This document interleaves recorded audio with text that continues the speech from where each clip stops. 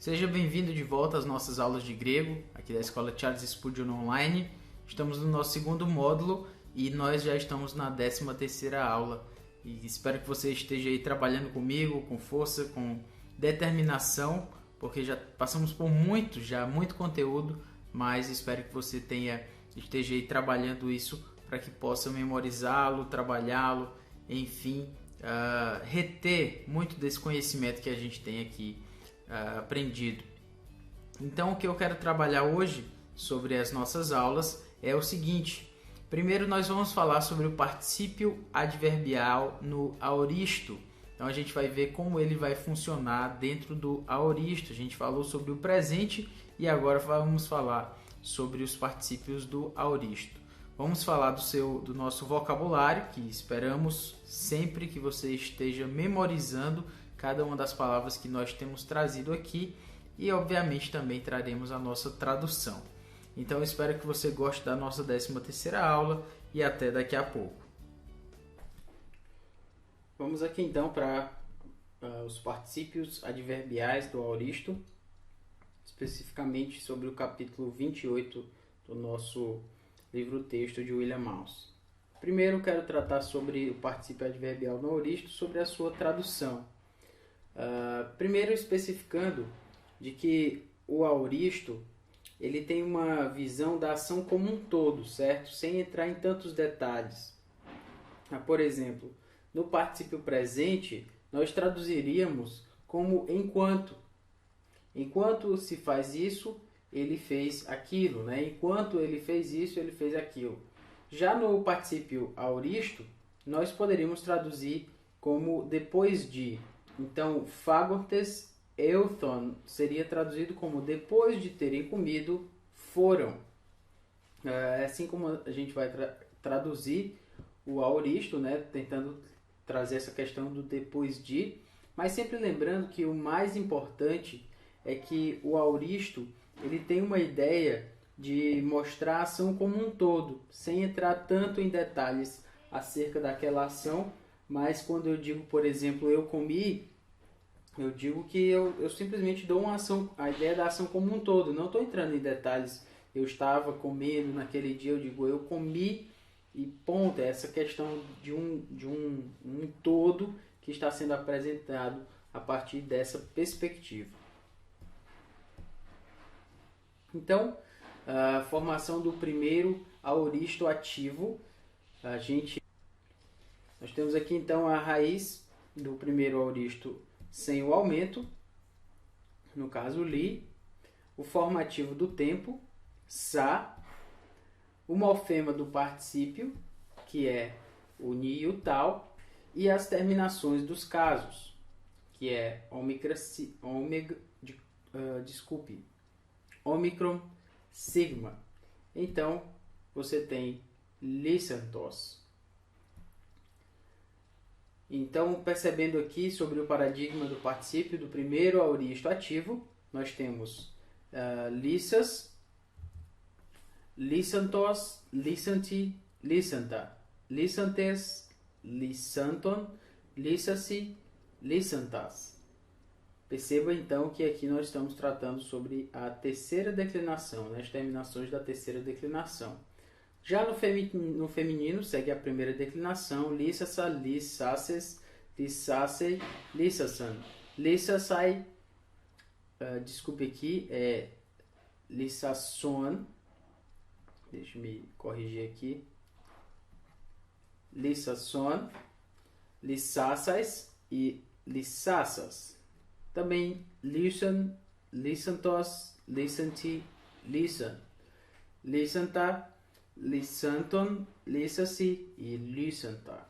Com isso você tem o paradigma do particípio primeiro aoristo ativo. Quero já lhe adiantar que essa aula vai ter alguns paradigmas, certo? Mas lembre-se de que o propósito é que você identifique esses particípios, de que você tenha neles a ideia de que os particípios eles são para serem identificados, e não necessariamente que você tenha que memorizar cada um desses paradigmas E se você não memorizar, você não está aprendendo grego, calma. Também não é nesse nível aí a questão. O que você precisa lembrar é que com o tempo, se você realmente se dedica à leitura da sua Bíblia em grego, o que vai acontecer é que você vai se acostumar, você vai se familiarizar com essas formas e que isso tudo vai ficar mais fácil, ok? Então isso foi só para que você ficasse um pouco mais tranquilo. A terceira declinação é a que segue aqui com o neutro. Lysan, lysantos, lysanti, lysan. Lysanta, lysanton, lysasi e lysanta. A formação então do primeiro aoristo médio é a raiz do primeiro aoristo, no caso sem o aumento. O formativo do tempo, sa, o morfema do particípio, meno, e no caso as terminações dos casos aí, no caso aí o iota, lissamenoi. Lissamenoi é uma forma do primeiro aoristo médio. Com isso você tem lissamenos, lissameno, lissameno, lissamenon, lissamenoi, lissamenon, lissamenois e lissamenos. Perceba que aqui segue a segunda declinação, o que facilita a nossa vida, né? Já que foi a primeira declinação que a gente viu. Então você percebe aqui o ômicron sigma e o restante. E o importante aqui, como eu já falei, você memorize essa primeira tabela aqui do nominativo e do genitivo. Isso já vai facilitar muito a sua vida, ok? O feminino segue primeira declinação, lissamene, lissamenes, lissamene, lissamenen, lissamene, lissamenon, lissamenais, lissamenas. Do mesmo jeito a segunda declinação, lissamenon, lissameno, lissameno, lissamenon, lissamena, lissamenon, lissamenois e lissamena. Com isso você tem o paradigma do particípio do primeiro aoristo médio. Mas nós ainda temos alguns, certo? Então, como eu falei, fique tranquilo aí. O importante é que você identifique. A formação é a raiz do primeiro aoristo, sem o aumento, li, o formativo do tempo. Você já sabe que no caso aqui do passivo, né? Então vai ser o θ epsilon. No caso, o morfema do particípio é o ni e o tal, e as terminações dos casos licentes. Então, com isso, litheis, lithentos, lithenti, lithenta, lithentes, lithenton, litheise, lithentas, litheisa, litheises, litheise, litheisen, litheisai, litheison, litheisais, litheisas. E por último, o neutro segue a terceira declinação, lithen, lithentos, lithenti, lithen, lithenta, lithenton, litheise e lithenta. Com isso você tem o paradigma do particípio primeiro aoristo do passivo. Lembrando, a nossa tabelinha aqui básica é do genitivo e do nominativo singular. Com isso em mãos você consegue formar o restante. O importante é que você tenha pelo menos esses dois aqui de cada uma dos gêneros, né? Do masculino, feminino e o neutro. E o restante você forma. Então não é que você tem que memorizar cada um deles. Você memoriza esses aqui e o restante você forma se você souber as terminações. Ok? Aqui então você tem o resumo do particípio do primeiro aoristo, um resumo daquilo que a gente já viu, para facilitar aí. Primeiro a raiz do primeiro aoristo, sem o aumento, li, ativo, médio e passivo. O formativo do tempo, do ativo é sa, do médio é sa e do passivo é the. O morfema do particípio, no ativo, ni tal, no médio, meno, no passivo, ni tal. E as terminações dos casos, então, ômicron sigma aqui, o iota e o epsilon sigma. Então aqui, lissantos, lissamenoi, lithentes, E com isso você tem o resumo do particípio do primeiro aoristo. Então lembrando que se você conhece bem sobre as terminações, né, da primeira, da terceira, da segunda declinações, e isso vai lhe ajudar muito, porque se você sabe formar ou pelo menos o nominativo e o genitivo, você vai conseguir formar o restante no singular e no plural, vai ser tudo mais fácil. Por isso que a gente colocou aqui esse resumo para lhe situar dentro do que você já aprendeu. A gente vai agora então para o particípio do segundo aoristo ativo. Com isso a gente tem aqui a raiz do segundo aoristo, no caso sem aumento, no caso bal, a vogal conectiva, ômicron, morfema do particípio, ni e tal, e então as terminações dos casos, no caso aqui ômicron sigma, e nisso você tem balontos, o particípio do segundo aoristo ativo. Então vamos aqui balon, balontos, balonte, balonta, balontes, balonton, baluci, balontas. Perceba aqui que só tem um lambda, certo? Indicação de que é um segundo aoristo. Baluça, baluces, baluce, baluçan, baluçai, baluçon, baluçon, desculpe, baluçais, baluças. Aqui o neutro segue a terceira declinação, então balon, balontos, balonte, balon, balonta, balonton, baluce e balonta. E assim você tem esse paradigma do particípio segundo aoristo ativo. Prosseguindo aqui, nós temos o particípio do segundo aoristo médio. Então, novamente, a raiz do segundo aoristo sem o aumento, gen, a vogal conectiva, ômicron, morfema do particípio, meno, e as terminações dos casos. Iota no caso, então você tem genomenoi. E assim, genômenos, desculpe, aqui ele vai seguir, como ele é médio, ele vai seguir, no caso aqui, a segunda declinação, primeira e segunda declinação, segunda para o masculino e o neutro. Então, genômenos, genomeno, genomeno, genomenon, genomenoi, genomenon, genomenos, genomenos. No caso aqui, o feminino segue a primeira declinação, genomene, genomenes, genomene, genomenen, genomenai, genomenon, genomenais, genomenas.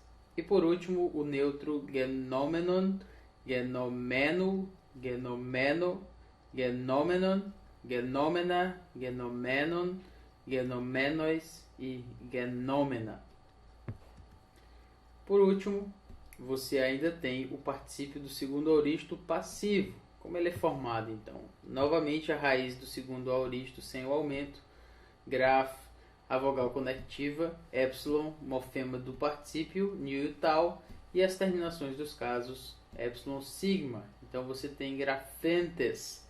Isso é o passivo. No caso do passivo, você tem terceira, segue a terceira, a primeira e a terceira declinações. Então, grafeis, grafentos, grafente, grafenta, grafentes, grafenton, grafeice e grafentas. O feminino segue a primeira declinação, grafeiça, grafeices, grafeice, grafeiçan, grafeiçai, grafeiçon, grafeiçais, grafeiças. E então, grafen, grafentos, grafente, grafen, grafenta, grafenton, grafeicin e grafenta. Com isso você tem esse paradigma do particípio segundo aoristo, no caso passivo. Então, perceba aqui o nosso resumo, a raiz do segundo aoristo para todos eles, bal, gen e graf, a vogal conectiva, no caso ômicron, ômicron e aqui para o epsilon, morfema do particípio, ni e tal no ativo, meno no médio e tal no passivo. Terminações dos casos, então, Ômicron sigma, iota e epsilon sigma. E com isso você tem balontos, genomenoi e grafentes. Com isso você tem o resumo do particípio do segundo aoristo. Vamos então aqui para o nosso vocabulário. Inicialmente nós temos aspadzomai, que significa eu cumprimento, eu saúdo. Gramateus significa escriba. Gramateus, palavra de terceira declinação, cujo genitivo é gramateus e é masculino. Lembre-se de grama, que tem a ver com palavra.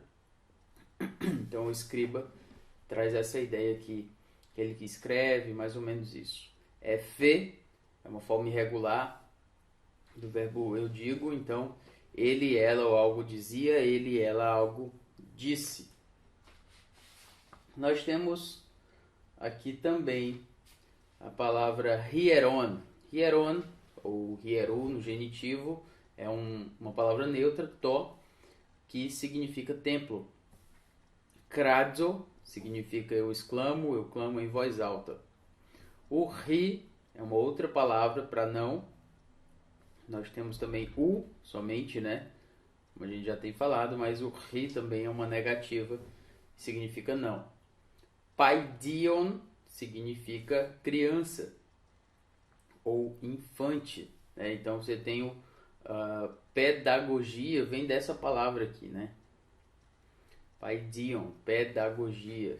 Obviamente há algumas diferenças aí na etimologia até hoje, mas paidion significa criança e dá origem à nossa palavra pedagogia. Pedagógico, enfim. Speiro significa eu semeio. Ok? Então esse é o nosso vocabulário. Vamos então para a nossa prática. A nossa prática aqui, nós temos kai, elthus, ectes sinagogues, exelthontes, euthon, eisten, oikian. Então vamos analisar aqui a partir dos verbos, né? Nós temos kai, euthus, significa e logo. Ectes sinagogues, vamos já falar sobre aqui, mas obviamente significa sinagoga. Exelthontes, euthon.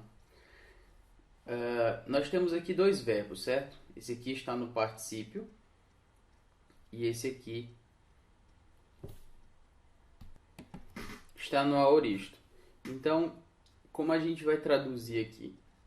Nós temos eisten oikia, então para casa, e ectes sinagogues, da sinagoga.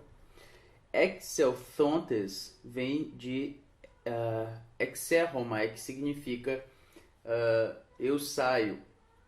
Então, exelthontes vai significar depois de terem saído, ok? Porque ele está no aoristo, e a gente falou que a palavra-chave para as nossas traduções aqui sobre o aoristo seria, então, depois de. Então, depois de aoristo. Nossa primeira tentativa para tradução. Então, e logo depois de terem saído.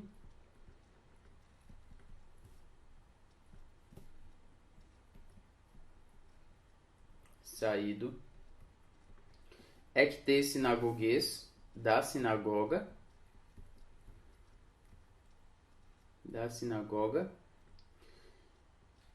Euthon, foram. Terceira pessoa. Então, foram. Eisten oikian, foram para casa. Perceba que exelthontes está no nominativo, certo? No nominativo plural. Então, ele vai estar naturalmente relacionado ao sujeito da frase, já que o nominativo tem a ver com o sujeito. Então, com isso, o sujeito da frase ele não está aqui explícito, mas ele está implícito aqui em euthon. Eles foram, ok? Então ele vai estar relacionado a euthon de uma forma nominativa, ou seja, ao seu sujeito. Dessa forma, eles, logo depois de terem saído da sinagoga, foram para casa. Essa é a ideia aqui do particípio. Comece tentando traduzir o auristo com o depois de para as nossas traduções. Isso vai facilitar muito a sua vida, certo? Outra questão é de que o particípio é muito uma questão de prática. Ele, apesar de ter uma complexidade um pouco maior, quanto mais você trabalhar a sua prática, mais fácil você vai ficar habituado a traduzi-lo. Então estamos aqui de volta.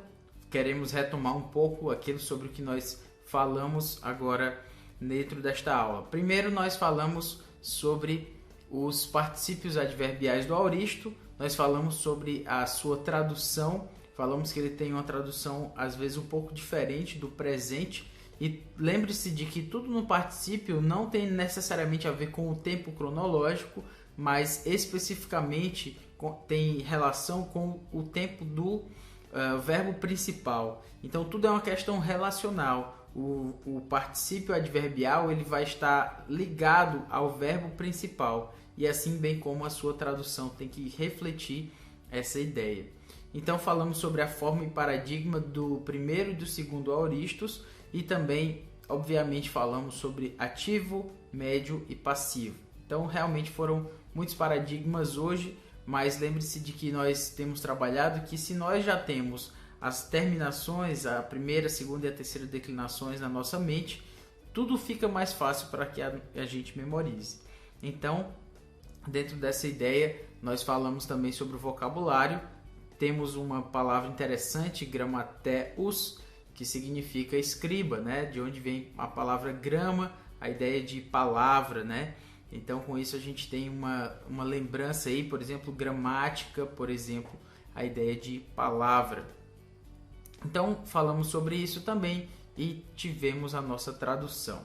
Parte prática que nos faz lembrar que você precisa, a cada sermão, a cada estudo bíblico, cada mensagem que você tem trabalhado dentro do Novo Testamento, dê uma olhada lá no grego, veja como são as construções, perceba os vocábulos que você já conhece, perceba as formas verbais que você já pode identificar se é um auristo, se é um presente, se está no particípio ou não, enfim. Então, espero que você esteja praticando aquilo que nós temos aprendido aqui. Porque o grego ele só faz sentido se você estiver praticando, senão ele vai ser esquecido rapidamente. Use o grego para os seus estudos bíblicos e você vai ver como ele vai ser difícil de esquecer. Então, espero que você tenha gostado de tudo isso. Até daqui a próxima aula. Valeu!